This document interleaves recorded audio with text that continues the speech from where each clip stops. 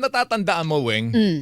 um, na level yung playing field sa bigas nung nagpalabas ng bigas ang hindi ko alam kung Department of Agriculture o NFA ba yun, NFA Weng? lang, Di ba NFA. nagbebenta sila kaya yung mga nagbebenta ho ng bigas, binabaan yung presyo ng bigas nila. Yes, oo. Dahil mababa yung presyo ng bigas Pero ng gobyerno sa ilalim kasi ng batas ngayon, yung RTL, Oo. Rice Tarification Law, hindi pwede ng mga alam magbuhos ng direkta ang NFA sa merkado. Ang Bawal pwede, na sa kanila yun eh. ang pwede lang gawin ng NFA, Oh. ibenta yung kanilang mga bigas sa local government unit. Tama ba? Or sa FTI. O sa Oo, FTI, kasi FTI ang nagbubuhos ng NFA rice, bigas na galing sa NFA, doon sa benteng bigas meron na program Na- at yung mga murang bigas sa ilalim ng Kadiwa Centers. nagpunta sa Kadiwa Center si Manny Vargas kanina. Walang 20. 20 Yes. na bigas, mga kapuso. Nasa linya natin si Administrator Larry Lacson ng National Food Authority, NFA. Administrator, magandang umaga. Si Joel Siweng po ito. Ay, magandang umaga po, Joel and Wayne. Magandang umaga po sa inyo at sa ating mga taga-subaybay. Good morning po. May Oo. panawagan ng Bantay Bigas. Baka naman daw pwedeng kayo na po ang kumbaga magpababa ng presyo. At wag na ipasubasta yan. Ibenta na lang, direktang ibenta daw sa mga mamamayan po yan. Ano bang pwedeng gawin natin dito? Kasi sa totoo lang, napakamahal po ng bigas po ngayon. Naku, tama po yan, no? Medyo tumaas ang bigas ngayon, no? Alam mo, Joel, Wayne, sa totoo lang, no? Kung hindi lang tayo ma-ombudsman o hindi makakasuhan, bakit ba hindi natin diretso na lang sa mga kababayan natin yan, no? Malaking tulong yan, pero yun nga, alam naman natin, medyo ang nasa batas, pwede lang namin ibenta yung ating mga bigas ay tuwing may kalamidad, emergencies, at saka sa mga LGUs, national government agencies, at saka yung mga other government and owned corporations, sila lamang po yung pwedeng pagbentahan. And at the same time, yung isang provision sa batas, pwede namin i-auction kapag bago pa ito maging unfit for human consumption. Kanya nga po ito, nag-auction tayo. Dangan, kung pwede nga lang sana, diretso sa merkado, yun po ang gusto sana natin talaga. Pwede ba uubra ba to, Administrator? Ibenta o kunin ng FTI yung inyong mga bigas at yan ay ibenta sa mga Kadiwa Center. Is that possible? O yun ay nangyayari ngayon, di Administrator? ba, Administrator? Actually, nangyayari na po yan sa benting bigas meron na. Ito naman, no, naisip na rin namin yan. That's why ang proseso natin sa auction, ganito po. Bago pa man po ito ini-open sa publiko, sa mga traders or kung sino mang interesado, nagkaroon po tayo ng tinatawag na offered sale. Ano po yung offered sale na yun? In-offer po natin sa FTI, sa ibang government agencies. Ngayon, may na humabol yung BJMP, no? Offered sale. Meron silang bibilihin bigas sa atin. So, in-offer po natin yan. For some reasons, nag-beg off po yung iba, nag-beg off po yung kasi ano naman po ito, aminado tayo, these are aging stocks. Baka mas gusto nila yung hindi aging stocks. Yun lamang po yun. So, pero pwede po sana yun, yung sinasabi po ninyo. Bakit po halimbawa, kung nagagawa po natin na from NFA, di ba kayo namimili ng locally produced na bigas na palay, hindi po ba? Tapos ang FTI mamimili sa inyo pero para lamang ang sole purpose do sa murang bigas program sa ilalim ng Kadiwa. Bakit hindi po magkaroon ng programa na kung hindi kayo direktang pwede mag-impluwensya sa lokal na merkado sa mga palengke, di yung FTI magbenta sa mga palengke para mura ang bigas na magiging available po sa tao. Hindi lang Pwede po limitado yun. po sa mga Kadiwa centers. Pwede Opo. po, pwedeng gawin yan, Pwede po Administrator. yun. Sa konsepto at sa tingin ko legally, pwedeng gawin po yun. Ang isa lamang pong nakikita nating medyo challenge po dyan, at alam naman po natin ito at napapag-usapan din sa DA, si FTI po for so long, very limited po yung kanyang operation. Ito pong operation na to ng Kadiwa, itong Benting Bigas, bigla pong lumubo yung trabaho niya. In fact, the structure and its yung pinaka-struktura ng FTI, it's not designed sa ganon. For so Sa long, hindi naman malakihan. po natin naririnig si FTI. So, mangangailangan po kasi ito ng maraming tao para mag-manage po nito. Kung nationwide mga palengke, siya po ang magbebenta. Administrator. In fact, sa ngayon. Opo, excuse me po, no? Gobyerno po ang kailangan mag-intervene po dito. FTI, gobyerno, wala bang tulong na pwede ibigay sa kanila ang DA, ang NFA? I Okay, find that completely unacceptable. Weng. Direktiba na lang ni Pangulong Bongbong Marcos kung Oo. talagang gusto nating magkaroon ng Kasi influence mahal ang ang bigas gobyerno. ngayon. Kung talagang gustong pababain ng gobyerno ang presyo ng bigas, pwede niyang gamitin yung mga ahensya ng gobyerno para gawin po ito. Pero kung sasabihin na, hindi, mahina ang FTI, hindi Ay, di kaya ng palakasin po FTI. natin. Parang wala bang tulong sa gobyerno? We are the government. Administrator. Ganito po yun, no? Sa ngayon po talagang tulong-tulong naman po actually, weekly nagmi-meeting kami no? Katulad yan sa pagkuha ng mga tao sa mga kadiwa, mga tao po ng FTI na nagbebenta. Katulong po kami sa mga pag-hire nila, no? Kaya lang po yung nationwide, siguro maganda sila ang sumagot niya, pero alam ko Opo. po yung mga challenges na kinakaharap nila in both, nabanggit na po natin, in both logistics, manpower, and all. Medyo naiintindihan ko po minsan yung ano na yun. Pero ginagawa naman po lahat ng kailangan gawin. Lagi nga po kaming merong convergence meeting sa Kadiwa, sa Bentimbigas, and ito po lahat hinahanapan po ng solusyon. In fact, one of the reasons why we made it merong offered sale para sa ating mga local government units and other government agencies. Yun po talaga yung puntirya sana, yung ating makatulong, yung mga LGU sa pagdidistribute po nito. Hindi Kaya- naman po natin mapanghawakan yung kanilang mga desisyon pagdating po sa ganun. O kaya lang, administrator, ang LGUs, normally bibili sila para sa pangangailangan nila pag may emergency, di ba? So, hindi sila yung mga tipo ng gobyerno o tanggapan ng gobyerno na directly mang-i-influence at magbabagsak na supply ng bigas sa mga palengke para influensyahan ang presyo. So, ang aming iniisip lang na namin ni Joel ay, kung mahina ang FTI at alam na natin ang kakulangan niya, bakit hindi palakasin ng national government kung talagang gusto natin? Tsaka kung halimbawa po, hindi man nationwide administrator, baka lang po pwede nyo iparating sa FTI. Dito sa mga lugar na alam natin na medyo unreasonable yung uptick o yung taas ng presyo ng bigas, doon sila mag-influence. Well, ganito lang kasimple yan. Diba? Administrator, ganito kasi. Pagka gusto po, May paraan. may paraan. Pagka ayaw, marami yung dahilan. Ipaparating po natin yan, no? Lagi naman kami nagmi-meeting. In fact, after this, I'll tell them kung paano pa pwedeng i-fast track ito. But I can assure you po na aware din po tayo sa itong situation na to. At natutuwa nga po tayo na ito, kahit sa auction man lang, lumabas ito at makatulong sa merkado, no? At mukhang napakaganda ng reception dito sa auction ngayon, unlike the last time. So, hopefully makatulong po ito sa ating mga Alam nyo, kababayan. nalulungkot ako kasi kanina may reporter kami, nagpunta ho sa Kadiwa. Oo. Wala akong inabutang 20 bigas, meron na. Wala Yun. pa rin palang BBM rice doon. Pwede po bang malaman kung saang lugar po ito? Kasi the Ano last nga time na narinig Sen. po natin Kay Manny yung Vargas? report na yan, Si Manny pinarating Vargas, ko po sa kanila at Oo.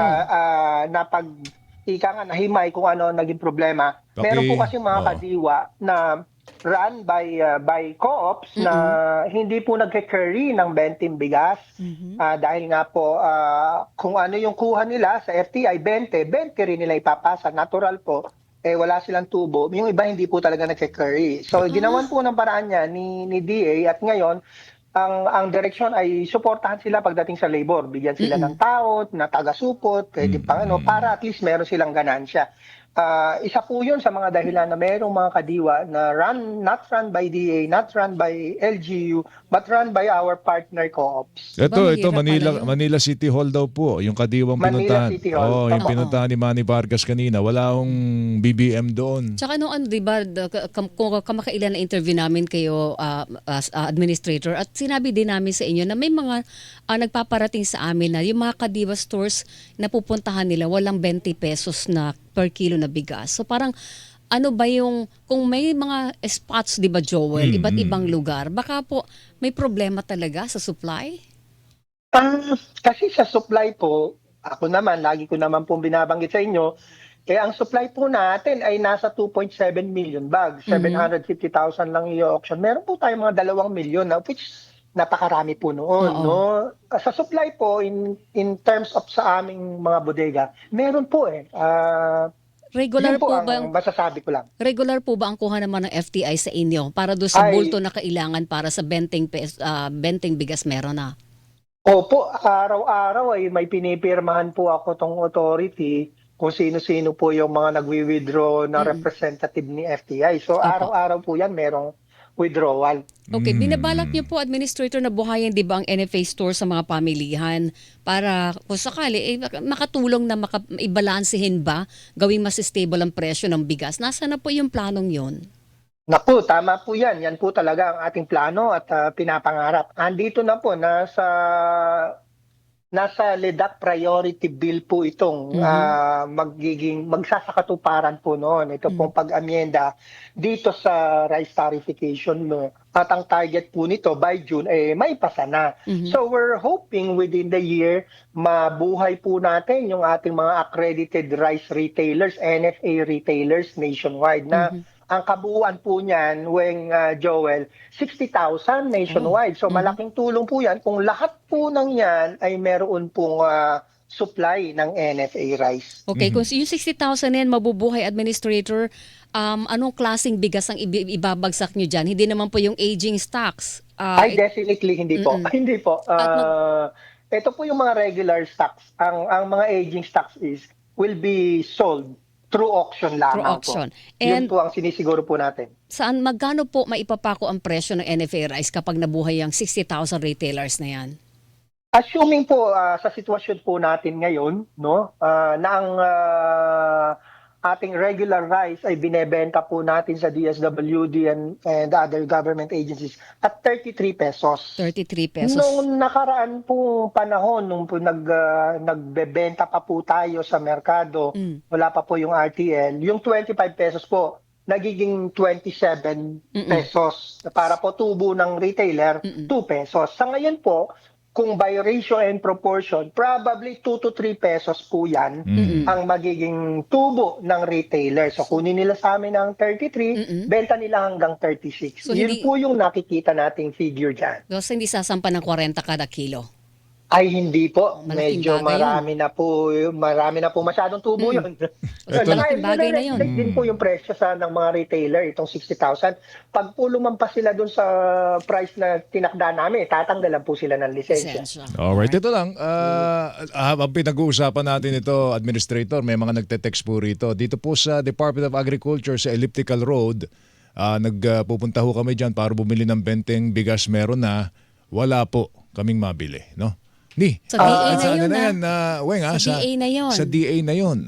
Wala ring mabili daw doon. Maagang nagpupunta yung ating mga kababayan dyan. So, ito lang. Kailan ba ipapasubasta ito, Administrator?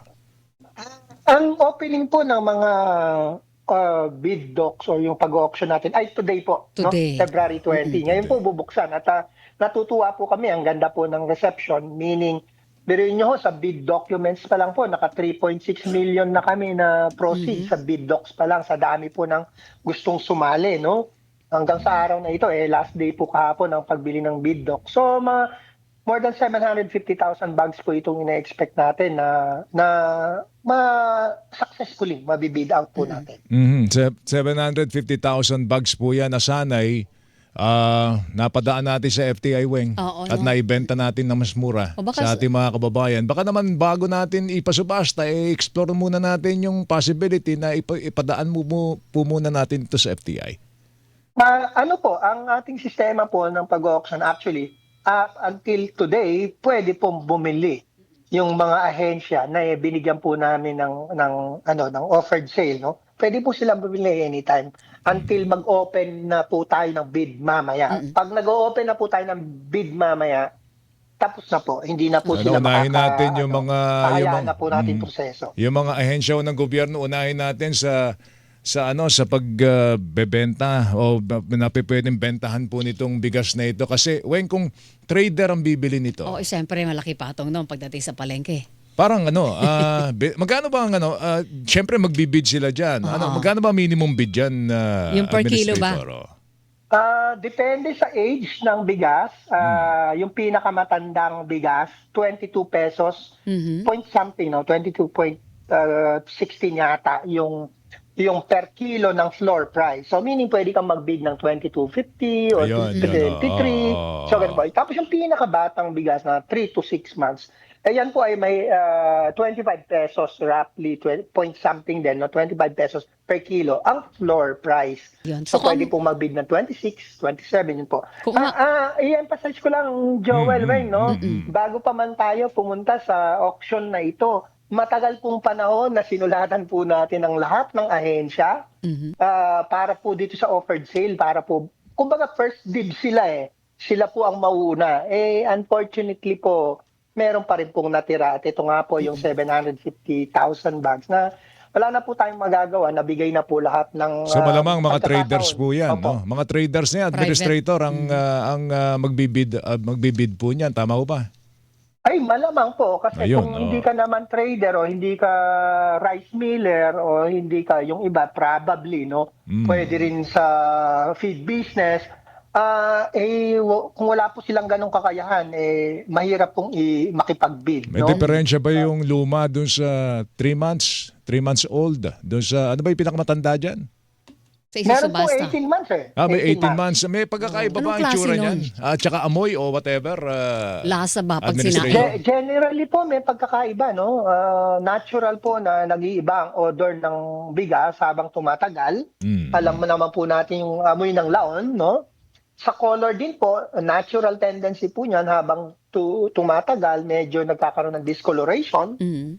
At yung iba, medyo mas matagal, mas dumadami yung powdery. Pero ang maganda naman po kasi dito, meron tayong regular testing po ng kahit mga aging stocks natin. Actually, lahat ng stocks natin. Tinetest po yan sa laboratorio, tinetest ng ating mga tao, yung mga evaluator, niluluto, inaamoy, pinipisil, lahat po ng sensory, ginagawa po. So, lahat po ng ito na aging stock na ating pinapa-auction ngayon, ay pumasa po sa parameters na yun. Ayun, no? So, these are Pagka- all fit for human consumption. declared. Fit for human consumption, Weng.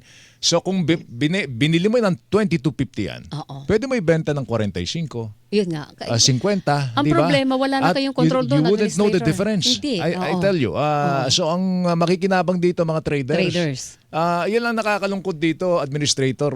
Kasi ngayon, ang paniwala po namin, may mga manipulation sa presyo ng bigas. Kasi nga, sabi ho ng mga stakeholders, wala dapat dahilan para tumaas. Ba tumataas? Pati imported, napakataas, Weng. Kaya nagtataka naman tayo, administrator, na kung di ba? Kung maghahanap po tayo ng solusyon na administrator, kayang gawin Oo.